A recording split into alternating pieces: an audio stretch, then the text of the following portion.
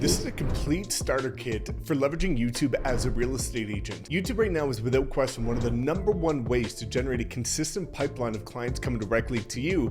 And not only that, I've helped create more successful YouTube channels for real estate agents than almost anybody else in the industry. And what I'm going to do in this video is I'm going to break down very clearly not only how to get started with your channel, but the exact types of videos to put out with references, also how often to post and when to post. I'm even going to break down strategies for getting more views, more subscribers, and thus building your personal brand. And finally, I'm going to break down the exact equipment to use in order to get started for any budget so that you can set yourself apart from all of the other agents, look a cut above without having to spend a lot of money. So without further ado, let's dive into proven processes that have helped thousands of agents with in terms of launching your channel and starting to help you get clients coming directly to you every single month.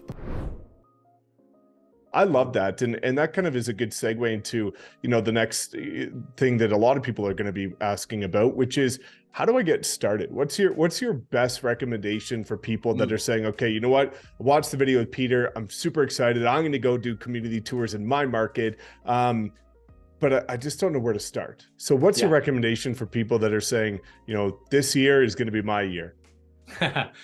Just start. That's how you just got to do it. And, I would say, YouTube is never going to penalize you for not, doing a good video. You're going to suck in the beginning. It's just going to happen. It's going to take time. And just like you always say, and I love that saying, you got to put the reps in. And it's so true. It sounds kind of cliche to hear at first, but then after a while, and you're actually living it, you're like, man, that is so true. Like the more times I'm in front of the camera, the more comfortable I am. The very beginning, I would avoid people's eyes. I would try and find, and the videos took forever. Now it's like, I'm shooting it in the middle of a parking lot. People are driving around me going, who is this guy? And I'm like, you'll be walking around, people say, you're that YouTube guy. And I'm like, oh my, like people recognize you right out in the street. So I would say, you have to become a student of YouTube and just become a student of content creation. You become the content creator. How do you, every video, you always go back and you make it better. And every video you become stronger and stronger. And the person the videos I shot 2 years ago compared to today are completely different. And now to do a talking head video, to shoot something off, it's so easy. And it's because I've put some of that time in, and I'm nowhere near you. I mean, you got years ahead of me. And I think, for me, I want to get to that next level. And you see these people you aspire to get towards, but absolutely understanding that it's a marathon, not a sprint. Put the time in, shoot 50 videos. Don't judge yourself. Don't look back, and don't commit. Don't say I'm going to do 10 and see what happens. Like it's a new process. It's a lifestyle. Put it in place, and you just get better each time. And then the equipment will come. You'll upgrade the equipment. You'll get better titles. You get better thumbnails. But it's just your delivery and being authentic on the camera, which is really super important. Yeah, and I think, one of the subtle things that you said there, which I'm so glad you did, especially knowing a video I'm releasing tomorrow morning, is being a student of YouTube. Because I think this is one of the biggest mistakes, is that people aren't even practitioners of the platform to the point where they are choosing to watch other platforms. They are not even watching other people's YouTube videos, but expecting themselves to become great at YouTube. And it's like wanting to become great at basketball and you don't watch how LeBron James plays, right? How can you expect to do better if you're not looking at people that are great? And that's, I think you referenced Mr. Beast, like my thumbnails are completely changing in the next batch because I've studied Alex Hormozi. I've looked at Imangazzi. I've looked at, Vanessa Lau's now my coach. I looked at Mr. Beast, and the way that you improve is by looking at people that are doing it at the highest level and being honest with yourself. And I think that's one of the things that's really important, is you have to be unbiased with your content. And it's important to get started, but if you want to improve, you have to look at your thumbnails and say, okay, these are the people that are doing incredibly well. This is how theirs looks. Here's how mine looks beside it. Whose would I click on? And looking at this as an opportunity to, even me, after putting out, I think I've put out almost 600 videos on my YouTube channel and thousands of short form, I still to date rewatch all of my own videos before they go live, start to finish. And I study people like Hormozi and Iman and these people in terms of what is their hooks, how's their editing changing, what changed with their thumbnails every single day. So of course you're going to get better if this is now like what you're doing on a daily basis. You become consumed by the platform. How can you become good at something if you don't even immerse yourself into that space, right? Absolutely. Absolutely. And the value proposition of a client for a lifetime, right? I mean, if you commit to this process and somebody comes along and then they buy one home for you and then they move to the next home and you help them with that home and then they refer 2 or 3 more people that year to you. And what does that look like over a 10 or 15 years period for that one relationship? Right. I mean, it's massive. And this is just an en-route for that. But you have to become an expert in that field. And because it's going to change, right? A year from now, the tactics, the call to actions, the intros, someone's going to come along with something innovative and it's just going to click. And whether you're trying to balance the YouTube algorithm changing or just the way that people are consuming YouTube, you know, it's ever changing. So yeah, it's tough to stay on top. 100%. Okay, so video number 1 is going to be nurturing your clients or your database. This has been crushing it for agents in my revenue share organization, the Wolf Pack. And the reason for this is that typically most agents are reaching out to their database saying, hey, John, you won't know anybody that's looking to buy or sell this month? And everybody's like, no, hang up, and then basically screw off. And it doesn't work very well, but it's also very kind of salesy and pitchy and solicity. And most people don't like it, which is why most people don't do it. So one of the things that's been crushing it is live videos once a week. So there's a couple agents in my organization that once a week are going live on Facebook, also sometimes YouTube and Instagram. And what they're doing is just doing a live video talking about what's happening in the market this week. Because with interest rates changing so quickly, with all kinds of chaos happening in the market, there's a lot going on right now that people are very curious about. So if once a week you can leverage live video, which is really powerful because of the fact that when you go live, it notifies your entire audience, it's a really good way to stay in front of people and also over deliver on value. Now, the second component to that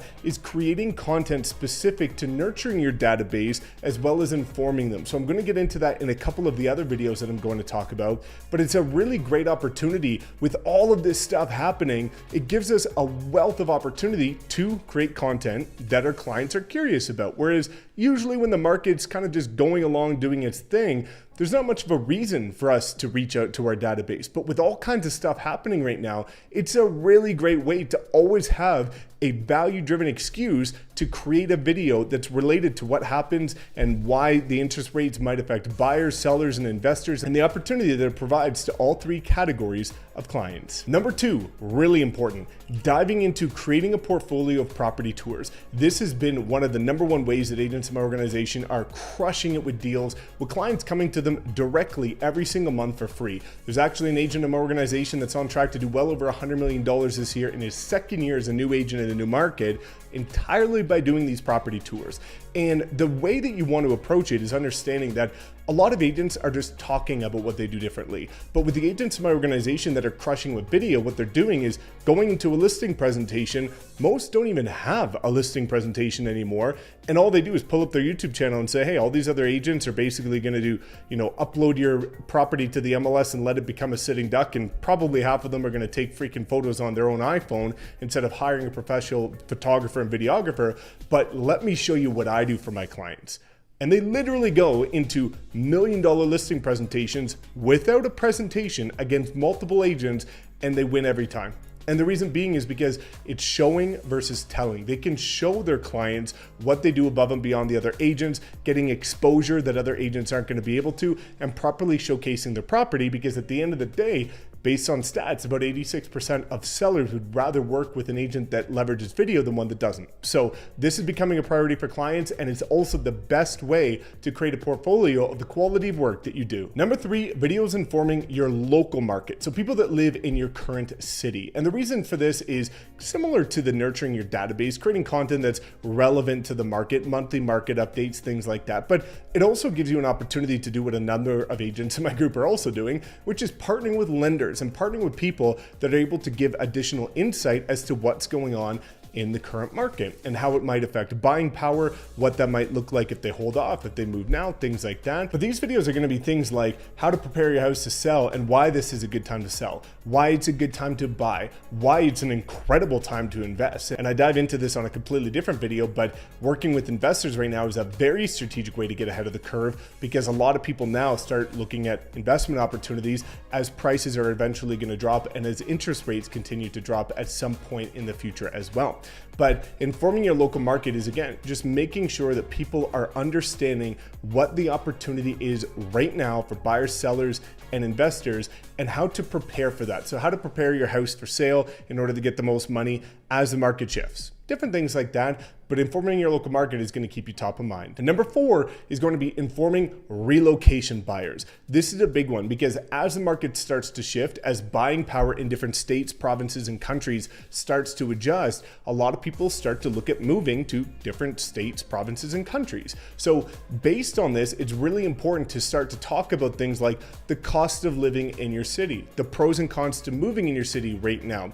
why right now is such a great opportunity to move to your city, why you might want to consider moving away from your city, which is going to help you get listings for people that are looking to relocate away from your market. But things related to relocation is going to be really powerful because anytime a market shifts, whether it be up, whether it be down, people are always going to be interested in moving to different locations. And if you could be the one that's top of mind, creating relevant content that is in the now and not outdated, you're going to be the one that stays top of mind, and you're going to be the one where the clients are reaching out to. So again, very simple, 4 key specific types of videos that are crushing it right now in this shifting market that you should be putting out as a realtor if you want to attract clients at scale directly for free.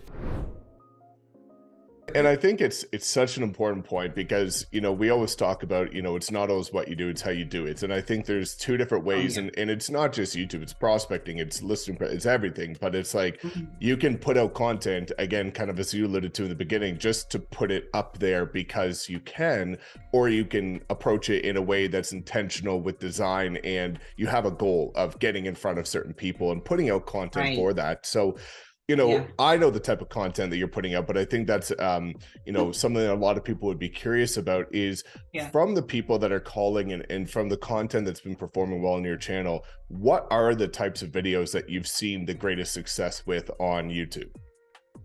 The greatest success, well, for me, like the most views I've been getting is on the videos of home tours. People enjoy looking at beautiful things.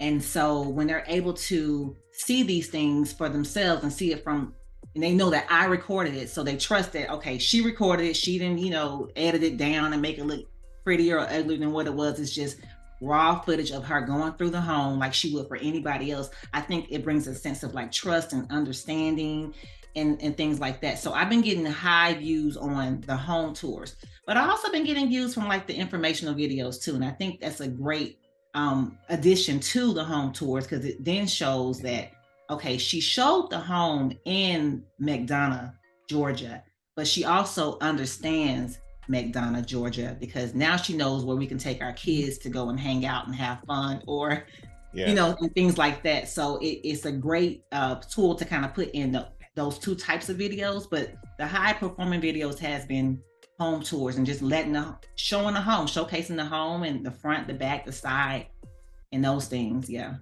That's awesome. And one question that a lot of people always have is, how are you getting access to the home tours? Is it your listings? Is it somebody else's? What does that process look like to get into these properties to actually do the video tours of?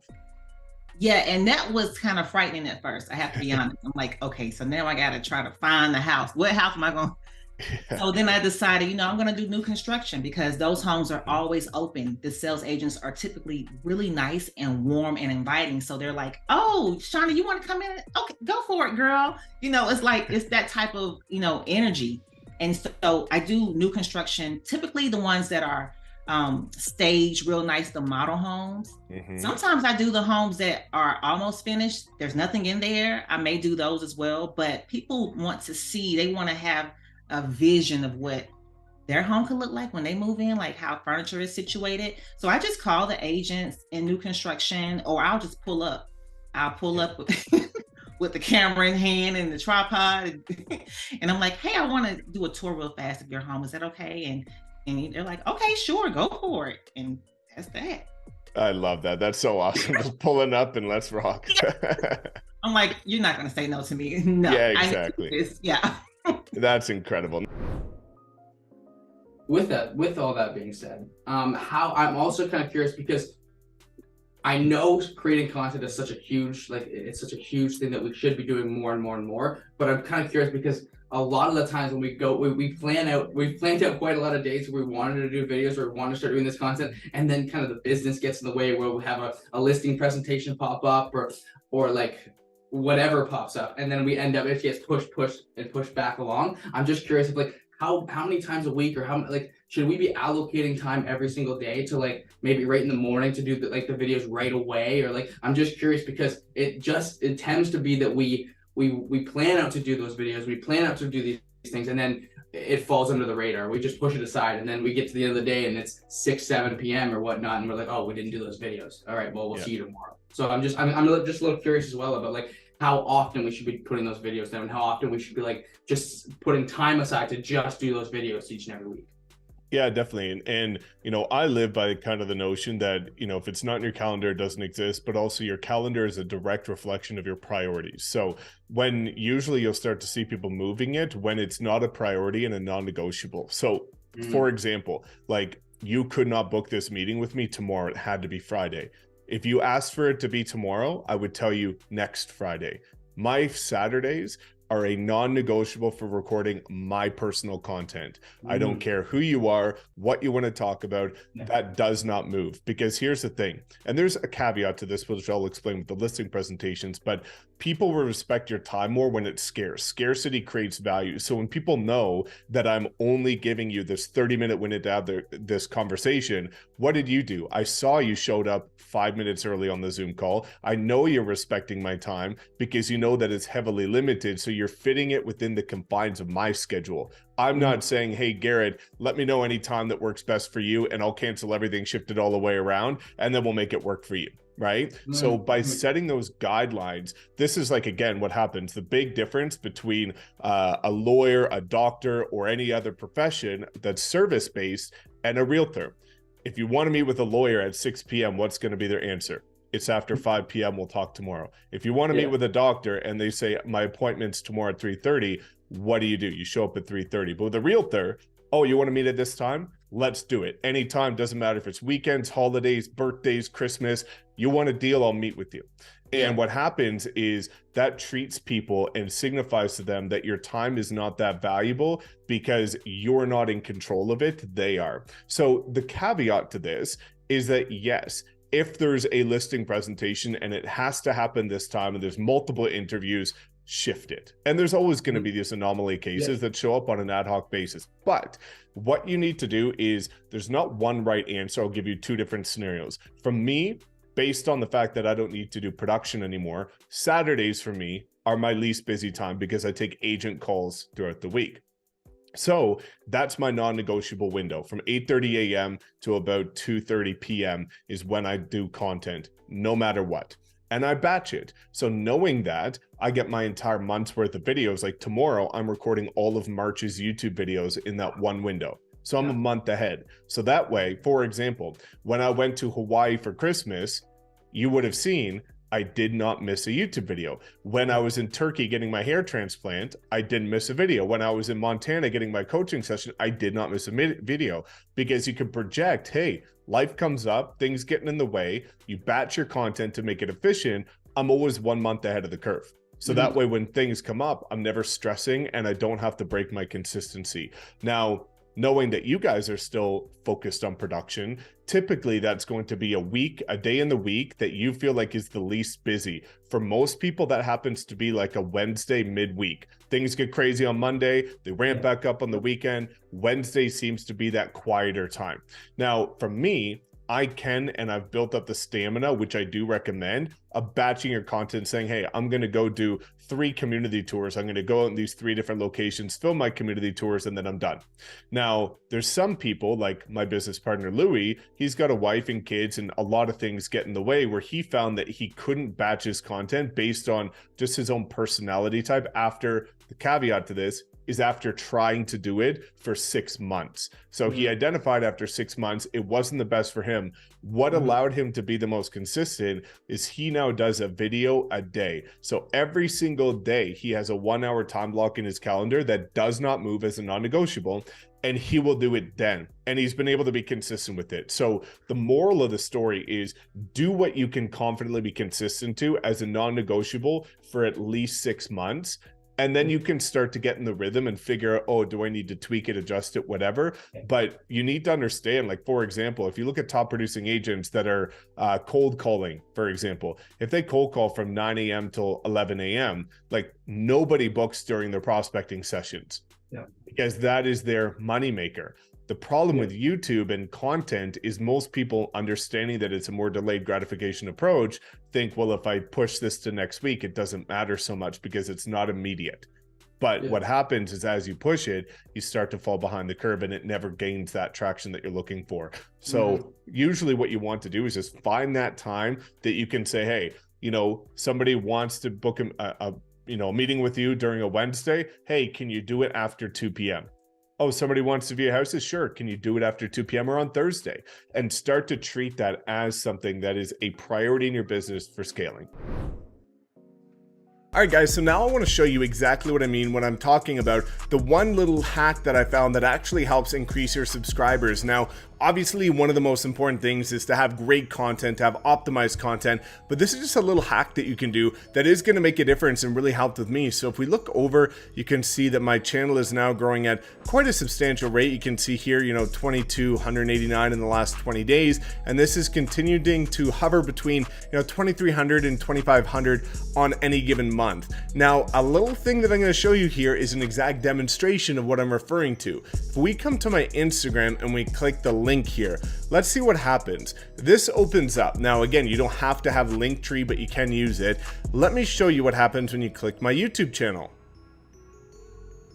So when you click this, look at what happens. It asks you to force subscribe.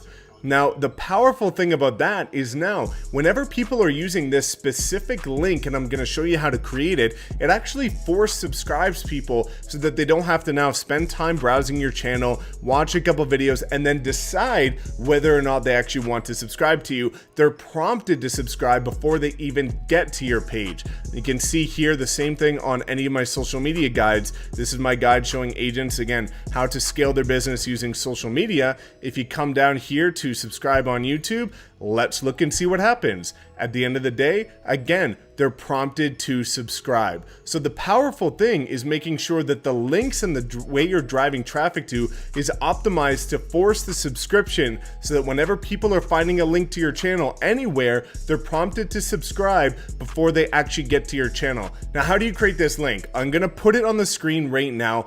And it's this little block of text that you need to put at the end of your YouTube channel. So you can see here, if we come over to Linktree and come down here, you can see that the path to my real estate channel is actually this right here. But I added this text at the end of it, and now whenever people click on this link, it's going to auto force subscribe to them. And I'll show you exactly what I mean. If we were to just take this component of the link and toss it in here, it's going to take you directly to my channel, and that's it. Okay, so you're going to get taken right here. Now, if we take the whole link, let's look and see what happens. Now you're going to see that it's going to ask you for the forced subscription, and there you go. So just by embedding that in your email signature, in your social media links, in your lead magnets, in your courses, in anything that you're doing, by adding that little bit of text at the end, it's going to make all the difference. I constantly get asked, what is my YouTube setup to get my videos to look exactly like this? So what I'm going to do today is not just break down my exact setup, but I'm also going to break down a number of other alternatives that you can get for every item I'm going to discuss that I use that is of a cheaper price or a more affordable price for people that are maybe on a more modest budget. Now, to be completely honest, my setup really isn't that expensive for a couple of reasons, and I'll explain when I get to the camera, but ultimately, there's a number of different great options for every budget. So if you're just getting started, this video will still apply to you. And I'm going to make sure I link everything I talk about below in the description. So if you're interested in any of these things, then you can click and feel free to purchase them. But let's get into it and make sure that if you're ready to take your business to the next level and start to leverage video like you certainly should be as an agent, then you know exactly what to do going forward. What's up, guys? My name is Mike Sherrard with eXp Realty. I train thousands of agents every year to scale their business the modern way, leveraging social media and primarily video. So this is what I'm really excited about, and we'll start with the camera. Now, I use a Sony a6600, which this is the 6400, which I'll get to. The one I'm filming on is the 6600, and the most important thing has been the lens, which I'll get to in a second. Now, the reason why I chose this camera and not some insane $4,000 camera is because when you look at a lot of those other cameras, they have a 30-minute record limit. Now, some of my videos and some of my tutorials are longer than 30 minutes, so I don't want to have to stop and start and cut midway. So I find, I don't know if you agree with me, but the quality of this is pretty good. It's 4K in 1080p or HD. Either one, you can film with these. But these are great cameras because they've got the flip-up screen above. So instead of to the side like some, I can look directly at the lens, but also see how I fit, instead of having to look to the side like you would in some cameras. Now, they're also quite small and quite light, which I really like for traveling and for moving around, depending on where you're going, if you're filming on the go as well. Now, I swear by this camera. I love it. A ton of other YouTubers use it as well. And again, if you have the budget, the a6600 is a few extra $100 more. I love it because it's got better tracking and things like that. But otherwise, the a6400 is what I use to get to my first 50,000 subscribers. And it helped me make multiple 7 figures a year just by leveraging video. Now, if you want to save even more money, then what I recommend is the Canon M50. That camera is what I started with, and it's what a lot of people start with, and you can actually get the lenses I'm about to talk about for the Canon M50 as well, and that's something that's only like $500. It's an incredible camera, really great starter. So if you're not in a position to spend about $1,000, $1,500 on a camera, then the Canon M50 is great. However, if you are in a position to go to one of these Sonys, I do highly recommend it because when I made that change, the difference was astronomical. But let's talk about the lens, which is this bad boy right here. It's the same lens that's on this camera that we're filming on because I've got 2 of them for either 2 angles or different setups. Now, this is a very affordable lens, but it's what gives this blurred background look and the focal point on me in the dim lighting, which is kind of a moodier look that a lot of people want, like, enjoy, and want to go for themselves. Now, this is the Sigma f1.4 30mm lens. Again, I will link it below. It's, again, really not that expensive. The build quality is incredible. People swear by this lens all across YouTube, across not just real estate, but every industry.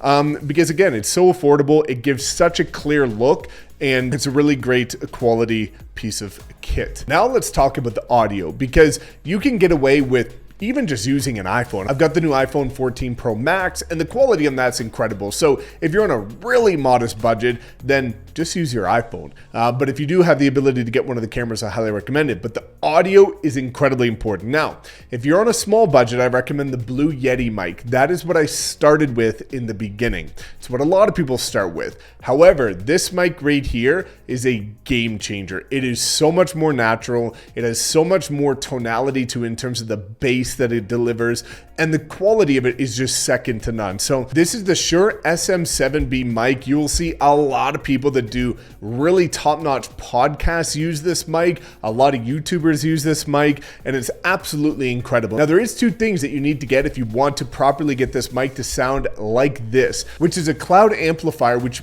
I will show over the screen here. And what it does is it amplifies this, because this is usually quite quiet. And then the next thing is a Focusrite Scarlett, which is what allows you to plug into your computer. And it's kind of that interface between the two. So those are a couple extra elements you need to get in order to get this to sound incredible. However, this is the one go-to mic that I swear by. I've got 2 of these as well. And everybody that has one will tell you that's absolutely incredible. So if you want to go to the next level, the Shure SM7B is by far the #1 recommendation I have. If you're looking to get started, I recommend the Blue Yeti mic, which is a USB, plugs directly into a laptop of any sort.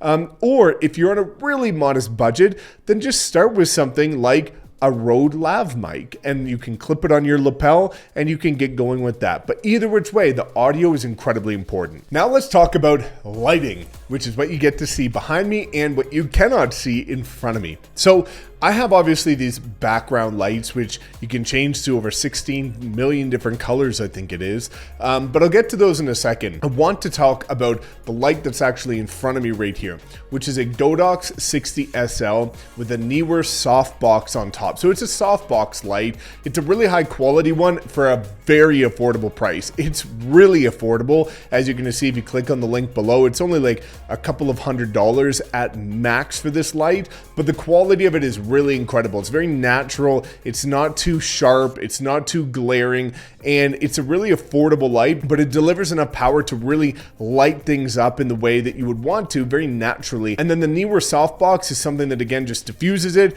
to make sure that it gives that really natural diffusion of the light over top of you. Now, if you're looking to save even more money, there's two different options you can get otherwise. So under $100, what I would get is a ring light, a newer ring light. And that's what I started with back in the beginning.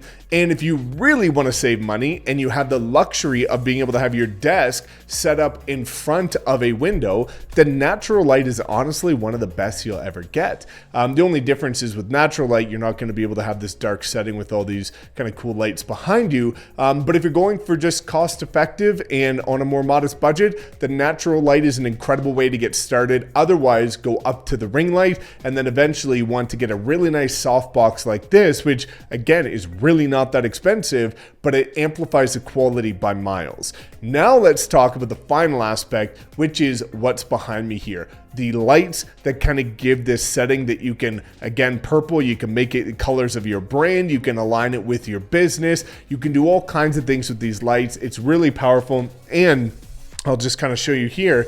It's actually controllable by your phone. So if I kind of bring this up and I want to turn these off completely, with the click of one button, I can turn them off.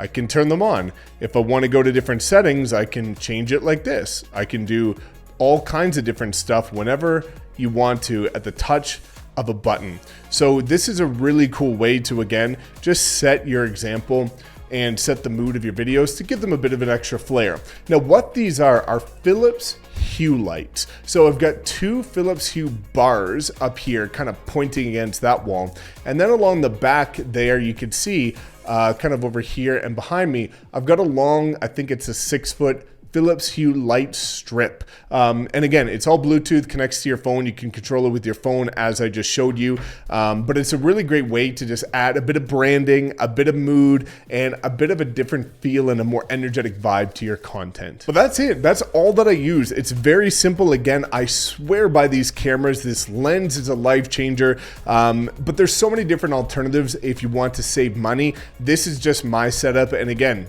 looks pretty good. I'm always finding ways to kind of amplify it, elevate it every single year to give you better viewing experience and quality.